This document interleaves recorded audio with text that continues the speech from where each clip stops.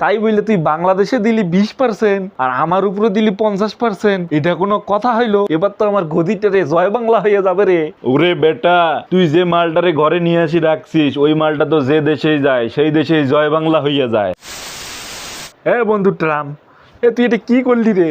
তুই এটা কি করলি আমার সাথে? কি করলাম আবার আমি তো সবার পেছনে চুপচাপ শুল্কর সিল মাইরা দিতেছি। চুপচাপ না রে বেটা, তুই তো আমার পেছনে ভালো মতোই একটা বড় সড়ো সিল মাইরা দিছিস। তুই আমার পেছনে 25% সিল মারলি, কিছু কইলাম না, তাই বুঝলে তুই এবার আমার পেছনে 50% সিল মাইরা দিলি রে। আরে বেটা চাওয়ালা, তোরে কতদিন থেকে সহ্য করতেছি। গতবার প্রেসিডেন্ট হইলাম, তুই আমারে ডাইকা নিয়ে গিয়া দেশের মধ্যে লক্ষ লক্ষ জনতার মধ্যে সংবর্ধনা দিনি স্টেডিয়ামে।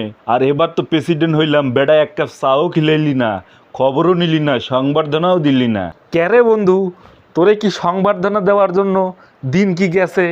তোরে তো গতবার আমি লক্ষ লক্ষ জনতার মাঝে সংবর্ধনা দিছি, এবার না 3-4টে স্টেডিয়াম ভাড়া করে সংবর্ধনা দেব, তাতে সমস্যা কি? তাই বললে তুই বাংলাদেশে দিলি 20% আর আমার উপরে দিলি 50%। এটা কোনো কথা হইলো? এটা কি তোর আর আমার ঘনিষ্ঠ বন্ধুত্ব? ও দেশে মানুষ ঈদ করতেছে আর এ দেশে মানুষ আমারে জয় বাংলা করে দেওয়ার জন্য স্লোগান দিয়ে মিছিল করতেছে। এবার তো আমার গদিটারে জয় বাংলা হয়ে যাবে রে। ওরে বেটা, তুই যে মালটারে ঘরে নিয়ে আসি রাখছিস ওই মালটা তো যে দেশেই যায় সেই দেশেই জয় বাংলা হইয়া যায়। বেটা তাড়াতাড়ি যদি বাঁচতে চাস মালটারে তার বাপের বাড়ি পাঠাই দে, নাইতে কিন্তু কইলাম তোর গদিও জয় বাংলা হইয়া যাইব। হে বন্ধু, তুই শুল্ক নিয়ে দেশ নিয়ে যা কিছু করিস কর, এই সংসার নিয়ে প্লিজ টানাটানি করিস না। এই বুড়াতি বয়সে আইসে অনেক কষ্টে এইটারে পাইছি রে। প্লিজ বন্ধু, আমার সংসারটা তুই ভাঙিস না, গদিটা আমার বাঁচা। বন্ধু, এটা তো দেখা বৈষম্য রে। আমি কিন্তু তোরে কইলাম শুল্ক যদি না কমাস তাহলে কিন্তু আমি ছাত্রদের খবর দিমু, আর রাজুতে গিয়ে বৈষম্য বিরোধী সকল ছাত্রদের নিয়ে তোর বিরুদ্ধে কিন্তু আন্দোলন শুরু করে দিমু। কথাটা কিন্তু মনে রাখিস। ভয় পাইছি রে। আমার কিছু করার নাই রে।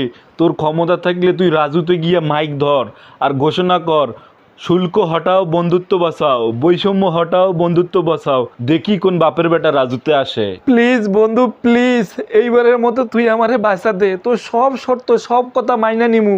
প্লিজ এইবারের মতো আমার গদিটা বাইচা দে, যাতে গদিটা আমার জয় বাংলা হইয়া না যায়। প্লিজ রে বন্ধু প্লিজ। আরে বেটা চাওয়ালা, তুই এত ভয় পাইছিস? ঠিক আছে বেটা, ঠিক আছে ঠিক আছে, তোকে এবারের মতো মাফ করে দিলাম, শুল্ক কমাই দিমুনে। তয় পরের বার যদি আমি চা না পাই ঠিকঠাক সময় মতো, তাহলে কইলাম কিন্তু তোর শুল্ক 1000% বাড়াই দিমু। হ্যাঁ, শুল্ক 50% হওয়ায় দেশের মানুষ যে হারে খ্যাপছে রে ভাই। কখন না জানি বউ বাচ্চা লইয়া কখন আমার এই দেশ সাইডে পালাই যাওয়ার লাগে। আমারে বাঁচা রে বন্ধু, প্লিজ আমারে বাঁচা।